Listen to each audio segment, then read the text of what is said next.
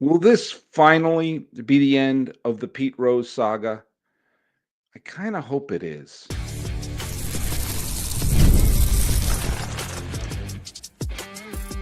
You are Locked On MLB, your daily MLB podcast. Part of the Locked On Podcast Network, your team every day.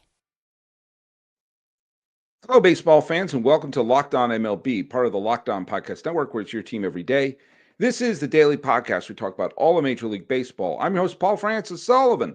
Please call me Sully. Follow us at Locked On MLB Pods on Twitter or whatever they're calling it these days. And on Instagram, I'm your pal Sully. I'm at Sully Baseball Podcast on Instagram. But the best way to get a hold of me is right here in the comments of the YouTube page. Please like, please subscribe if you like the show.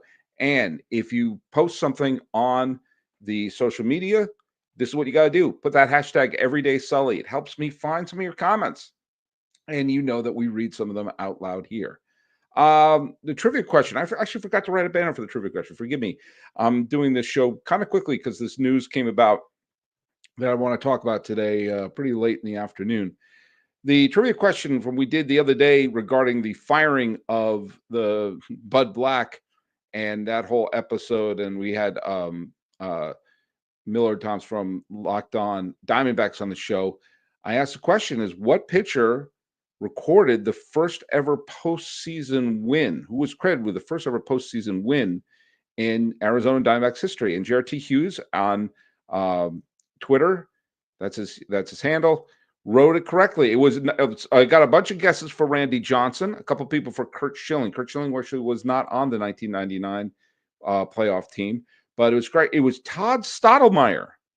Todd Stottlemyre, who was the son, obviously, of the late, great Mel Stottlemyre, and had a nice career of his own, primarily with the Toronto Blue Jays, won a couple of World Series titles for his troubles with the Blue Jays, bounced around a little bit, Texas, St. Louis, and he wound up playing the postseason in that 1999 season where the Diamondbacks in their second year made the postseason, and boom, there you go.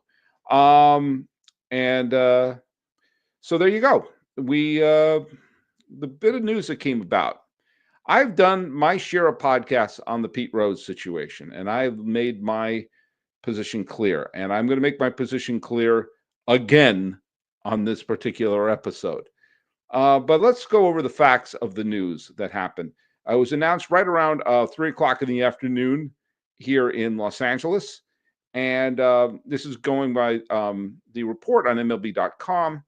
And that is Commissioner Manfred has removed 17 people from the permanently ineligible list. And they're all deceased. And they include the two biggest names on there are Pete Rose and Shoeless Joe Jackson. Now, the list includes Eddie Cicotti, Happy Felsch, Chick Gandil, Fred McMullen, Swede Risberg, Lefty Williams, and Buck Weaver, who were the famous 8 men out, the 8 conspirators of the 1919 Chicago White Sox. There are several other people in there. One of the most interesting names on the list is former Philadelphia Phillies owner William Cox, who was suspended for gambling reasons. William Cox is a really interesting figure in baseball history. I've written a piece on the Hardball Times about him, and I also believe that his actions as the owner of the Phillies it resonates to this day, because he came in when the Phillies were a terrible team, and the team of Philadelphia were the A's, and Cox came in and started spending money on the team and started signing decent players. Now, he was gambling as well and was suspended, but he was the man who basically put together a Philadelphia Phillies team that went on to win the pennant.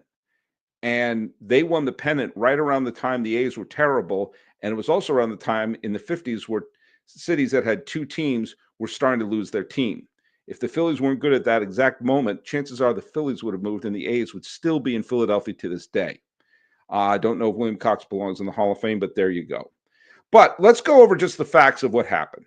Pete Rose was suspended, rightfully so. and he agreed to the suspension that he received in the middle of the 1989 season for betting on baseball. He was suspended by Bart Giamatti, who probably wasn't taking the best care of his health in any way, but was certainly stressed during that whole period, and he died shortly after the suspension. Pete Rose remained suspended until the end of his life. There were many, many instances where Pete Rose could have been reinstated. Each time he could have been reinstated, he did 180 degrees of what he needed to do to be reinstated. I'll get to that in a little bit. Obviously, Joe Jackson received money from gamblers, and the White Sox lost the 1919 World Series. They're heavily favored to win over the Cincinnati Reds. So one person, you know what? Everyone was betting on the Reds to win. So that's the one thing that we can all agree on that. Joe Jackson was a legitimate great player, one of the great hitters of his era. And he was a great power hitter back when power hitting meant you hit 7 home runs a year, but he would hit like 26 triples. He finished with a 940 OPS and 54 career home runs. Just think about that for a little. His 13 years, he was one of the elite hitters in all of baseball. His time with the Philadelphia A's, the Cleveland Indians, and actually, I think they were called the Napoleons at the time. But then he finished his career with 6 years with the White Sox, being suspended during the 1920 season. And of course, he was suspended until he died. There was Rose died last September, shortly before the playoffs. And according to the article, Manfred met with Rose's family attorney and Rose's daughter, and was made the decision to remove the players from the permanently ineligible list. There is something kind of poetic, I think, about a lifetime suspension being served. He was suspended. You're suspended for life. And you can make the argument that Pete Rose served his suspension. You could certainly make the case that Joe Jackson has served his suspension. And with that, his eligibility to be in the Hall of Fame, Pete Rose's eligibility to be in the Hall of Fame, Joe Jackson's eligibility to be in the Hall of Fame, and some other players. Ruth W., who's in the live chat, has asked me, do you think Eddie Cicotti should get some consideration from the Old Timers Committee? Oh, he certainly will. We'll talk about that in segment 3. But the fact of the matter is, he has been suspended for life, and he was suspended for the rest of his life. So the argument can certainly be made that he has paid his penance. When we come back, I want to talk a little bit about what that means, and also why I don't want to hear any martyrdom still about Pete Rose. Get all the supplies you need from the site made for skilled trades, Supply House. Whether you're in plumbing, HVAC, or electrical work, Supply House is the reliable way to order products online. Their easy-to-use website is packed with helpful resources and the latest product info to help you get the job done right. Plus, with a complete inventory of over 200,000 parts from more than 400 top brands, you'll find exactly what you need delivered fast from coast to coast. If you need help with an order, Supply House offers expert support and industry-leading service, so you'll always talk to a real person. And for trade pros looking for an extra edge, their free Trade Master program offers exclusive perks like a dedicated phone line, free shipping, and discounts on every order. Thousands of skilled professionals are already taking advantage, and now's your turn. Join the Trade Master program today at supplyhouse.com/TM and start ordering plumbing, HVAC, and electrical supplies with just a few clicks. Use promo code SH5 for 5% off your first order. That's supplyhouse.com.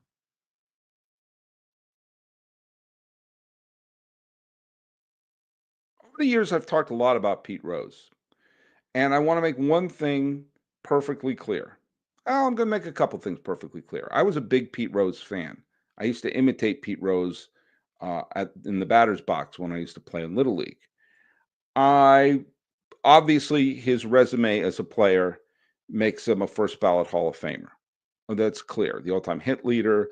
He was one of the biggest stars in baseball for a period of time, led the Reds to 2 World Series titles, was the World Series MVP in 75, moved over to the Phillies, led the Phillies to their first ever World Series title in 1980.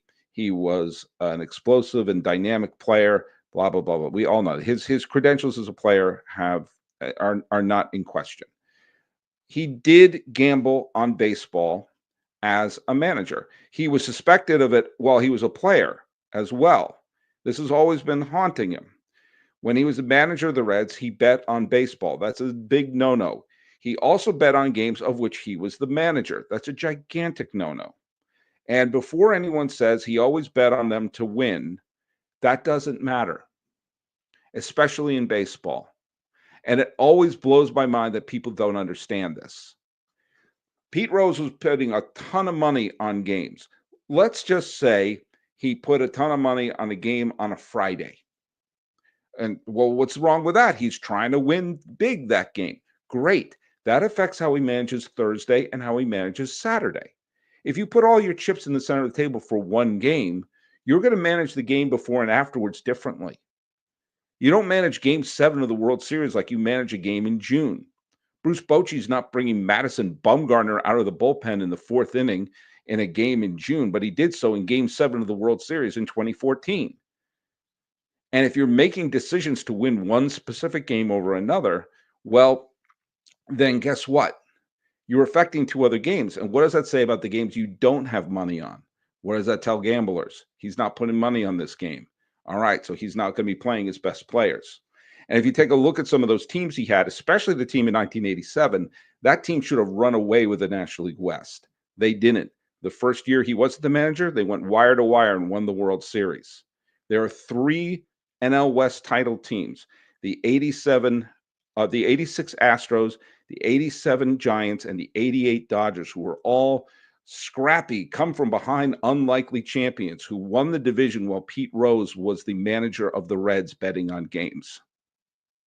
That puts an asterisk next to those 3 division titles. That's not an opinion. That's a fact. That's why he was suspended. And that's why he accepted his suspension, because he knew they got him. But here's the other thing, and I kept saying this over and over, and I can't stress this enough. Pete Rose wasn't in the Hall of Fame for all those years because Pete Rose didn't want to be in the Hall of Fame. Pete Rose remained relevant by not being in the Hall of Fame. Pete Rose was able to cash in on his martyrdom for decades. If he had he would have probably been reinstated if Giamatti had lived. I bet he would have been reinstated in 10 years, which means he would have been eligible for the Hall of Fame around 95 or 96. And then by the turn of the century, it would have been all forgotten. It would have been a weird footnote in his career, much like how Mickey Mantle and Willie Mays received suspensions for their involvement with gamblers. Did you forget about that? They were reinstated. They weren't betting on games, but they broke some of the rules in terms of being involved with gambling organizations. So they were suspended and then reinstated and became a footnote. That's what would have happened to Pete Rose. He probably would not have been allowed to manage again, but he would have been an announcer. He would have been a fixture, and we would have forgotten about it. But he remained relevant. And every single time he had to do something, Pete, show us you're doing the right thing. He would say over and over, I never bet on baseball, never bet on baseball, until he received a book advance, made a lot of money, and said, hey, I bet on baseball. They said, Pete, show us you're no longer just hanging out with gamblers. He put out a big press conference in front of the casino that he has a big office in. Every single time he could have been reinstated, he did the opposite, which means he didn't want to be reinstated, which meant that he was able to cash in on his martyrdom, which is what he did until he died. He didn't want to be, I'm sure he would have liked to have been in the Hall of Fame, but he preferred to be relevant. And here's my proof that this is going to fade away. He's going to get into the Hall of Fame. I don't know if it's going to be next year. It's going to be whenever there's a next sort of Veterans Committee vote. And the next time there's a Veterans Committee vote, might be next year, might be a couple of years from now, Pete will get in. And they'll have a ceremony. His daughter will probably give the speech, and his plaque will be in the Hall of Fame. And let's say that happens 2026, 2027. Okay? Look at my face. I'm about as young a person that you will ever meet who has a real memory of Pete Rose as an elite player. Tomorrow is my birthday. I'm about to turn 53 years old, and I am the youngest group who remembers Pete Rose as a great player. Using the rule of 7, that your first memories of a sports fan or a baseball fan when you were around 7 years old was, for me, 1979, and Pete Rose was a member of the Phillies. And he was on this great Sports Illustrated cover that came out in 1979 that I vividly remember, called Baseball's Golden Oldies. That in that year, 79, there was a bunch of older players who were having a bit of a renaissance. Carl Yastrzemski, Phil Niekro, Lou Brock, Gaylord Perry won the Cy Young Award the previous year. Manny Mota, Willie McCovey, Willie Stargell was the MVP, and Pete Rose was one of them. He had like this gray beard, like sliding and everything, in this wonderful cover they had on SI. My memories of him, where he was still an elite player, he was already considered old. I'm as young as you'll ever meet who remembers Pete Rose, the great player. Everyone else, anyone's younger than me, it's this distant fade memory. You might as well be talking about Honus Wagner. And eventually, the people remember him at his true greatness, the late 60s, early 70s. They're old. And a lot of them are dying off. And in a generation or two, or two, when the baby boomers die off and Gen X, my generation, becomes the oldest, then Pete Rose, you might as well be talking about ancient history. He will fade out into memory. You don't believe me? Christy Mathewson was the biggest star in baseball. Christy Mathewson was the biggest star in New York baseball. He's known by baseball historians and lunatics like myself. But for most people, they don't know Christy Mathewson. Most people who are big sports fans, they may be familiar with names like Stan Musial or Frank Robinson, but they don't have memories. They don't have the same resonance of them. Older players that people remember, okay, there were probably a handful of them. Ruth, Gehrig, Ted Williams, DiMaggio, Mickey Mantle. Yogi Berra is more of a character from his post-playing career than actually a great player in people's memory. You know, Mays and Aaron and Clemente and Jackie Robinson. Might be it. Hank Greenberg's faded off. What memories people have of Al Kaline? What memories people have of Lou Brock? I'm not old enough to remember Bob Gibson or Sandy Koufax or anything like that. Pete Rose stayed relevant for generations because he wouldn't shut up and he wouldn't be reinstated. But the minute he gets in the Hall of Fame, his story's over. And Pete knew that. Pete knows that once you get into the Hall of Fame, the next time you become relevant is only one of two ways. If someone's about to break your record, which no one was going to touch his hits record, or when you die. How often did people talk about Willie Mays before he died? They talk about when Barry Bonds was hitting left and right and when he died. Same with Henry Aaron. How often do people bring up Sandy Koufax? How many times do people bring up these great players? Eventually they fade out. Pete Rose knew that.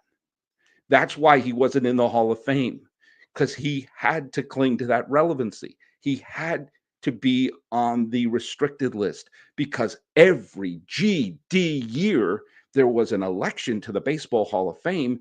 He would come up and he would show up to Cooperstown and show up at some baseball card shop or something like that, signing cards while the speeches were going on over there. And the Hall of Fame hated him for that.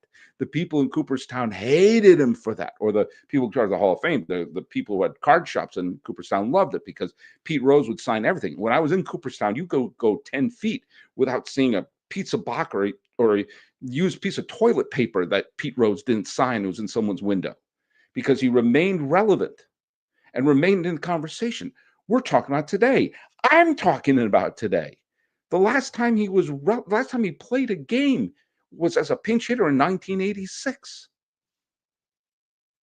The guy who's the manager of the Colorado Rockies, I think, was born after that. The manager. He stayed relevant by staying on the restricted list, the ineligible list. Now he died. Now, there are other things about Pete Rose. There's all the allegations and the talk of whether or not he was a sexual predator. I don't know enough, and I don't have enough proven. I'm not going to convict him of that. But it's enough to make you go, yikes. And I think it's poisoned the water for a lot of his supporters when he was alive. But now that he's dead, even me, who I've criticized him for all these years, I do have to say, you can't deny the man paid his penance.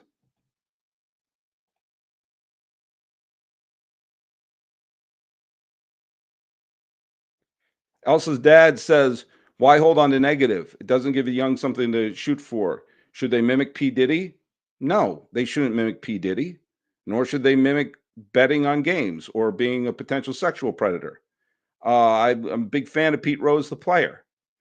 And he's going to be in the Hall of Fame. It's going to happen. And there'll be a big celebration for him. And eventually he will be another plaque. I was at the Hall of Fame last year. It was one of the most wonderful experiences of my life. And I'm a nut. So when I see a Stan Musial, I tear up.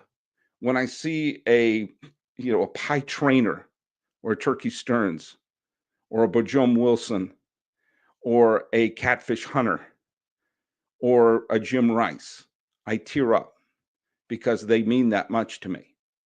But Pete Rose in a generation or two will just be another player up on that wall. And people will make a beeline for Babe Ruth or make a beeline for Lou Gehrig or make a beeline for Willie Mays and then go to their favorite player. And that's what you see. If you're a White Sox fan, you go there and you make a beeline for Frank Thomas. If you were a Giant fan, you made a beeline for not just Willie Mays, but Marichal and McCovey and all of them.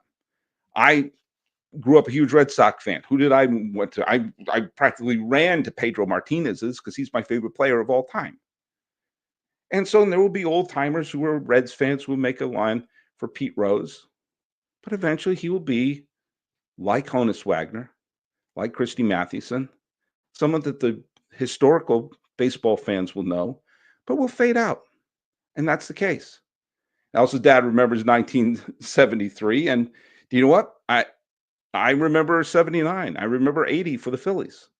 I remember the great Pete Rose. Absolutely, I do.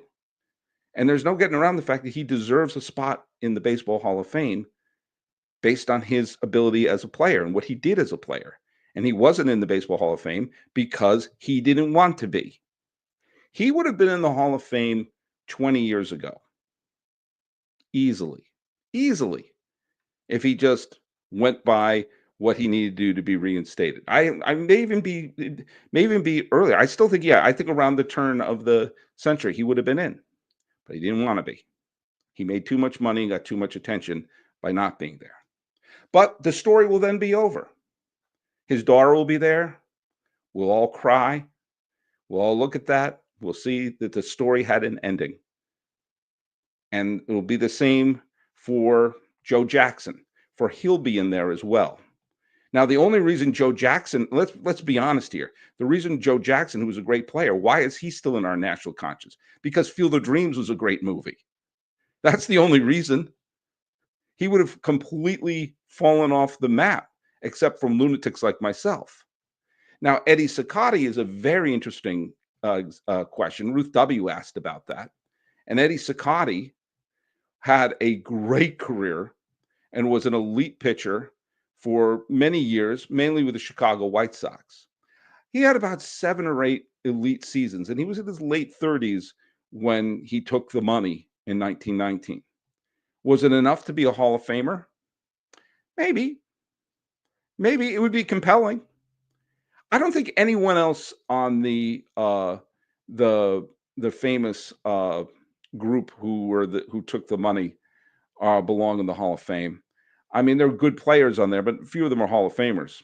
I'll tell you something, though. Do you know who's the luckiest guy? Is Red Faber. Another Red. Why am I talking about Red Faber? If you're a baseball historian, you know who Red Faber is.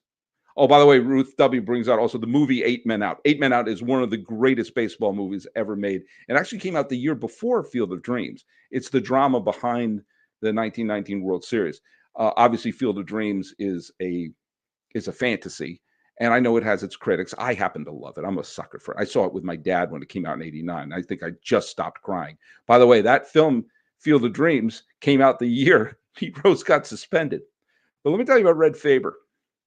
Red Faber was a pitcher for the Chicago White Sox, and they won the World Series in 1917. And for a couple of years, he was not one of the best. He was the best pitcher in the American League.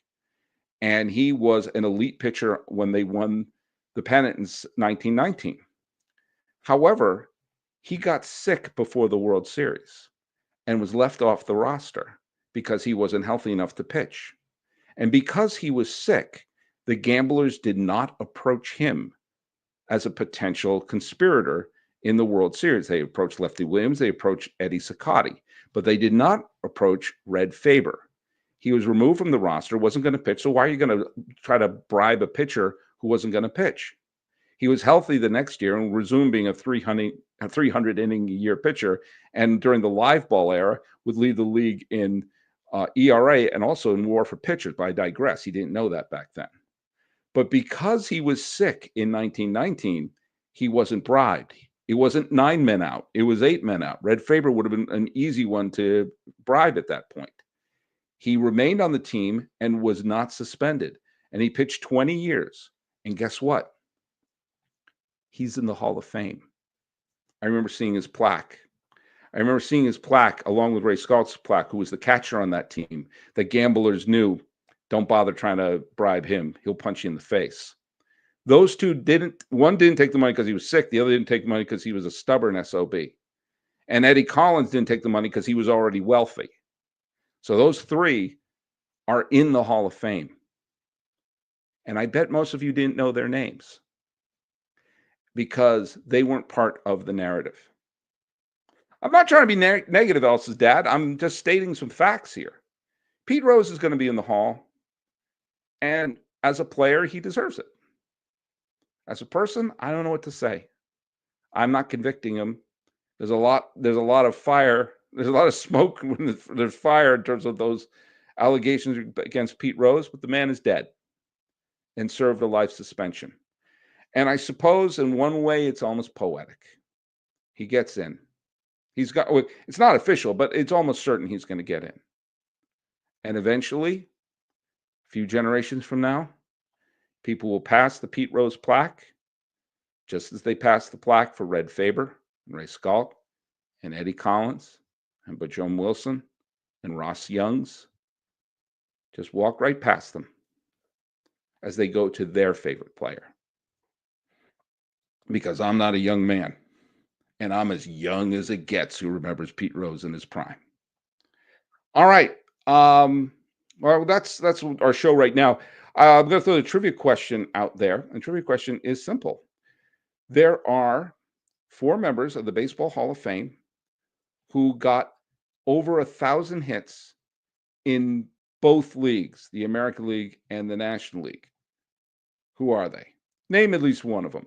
And thanks for making Locked On MLB your first listen today. That's the question. What members of the Baseball Hall of Fame have 1,000 hits in both the American League and the National League? Thanks for making Locked On MLB your first listen today. For a second listen, stay on this channel and listen to the all-new Locked On MLB Game Night. Every game, every night, all season long. Get local analysis on the national scale. Find MLB Game Night on Locked On MLB on YouTube or wherever you listen to your podcasts. Talking about Elsa's dad is already throws out a guess there. McGriff throws out a nice guess there. Well, maybe you're right. By the way, I know for sure I mentioned one of them already. Talking, sorry, you threw me off there. You're a great guest there, Elsa's dad. Throw me off there a second. I like Elsa's dad. I don't even know who Elsa is. Talking about the fact that Pete Rose waited it out and may get himself in, but don't make him a martyr, even though he got what he wanted. This has been Locked On MLB. I am your host, Paul Francis Sullivan. Let's hear it for Red Faber, and you can call me Sully.